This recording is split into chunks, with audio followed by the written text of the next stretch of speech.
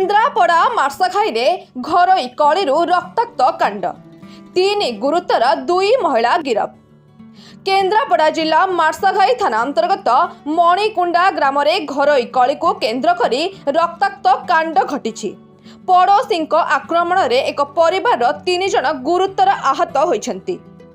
सूचना अनुसार गत जुलाई 30 तारिख में मणिकुंडा ग्राम घरोई कलह को नहीं 2 पड़ोशी परिवार मध्य बचसा होइथिला।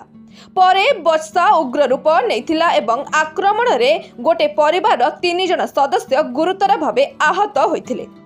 आहत मानंको प्रथमे मार्साघाई मेडिकल एवं परे अवस्था गुरुतर हेबारु कटक स्थानांतर करा जायथिला। एने पीड़ित परिवार पक्षरु मार्साघाई थाना रे लिखित अभियोग करा जायथिला। अभियोग आधार रे पुलिस एक मामला रुजु करी तदंत आरंभ करथिला। एही घटना रे आज मार्साघाई पुलिस को बड़ सफलता मिली। पुलिस आक्रमण घटना रे संपृक्त थिबा 2 जन महिला को गिरफ करिछि।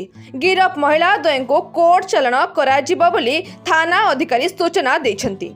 अन्य अभियुक्त मानंको धरिबा पई पुलिस र चढ़ाऊ जारी रहिछि। केन्द्रापड़ारू स्मृतिरंजन बारिक को रिपोर्ट RM News 8।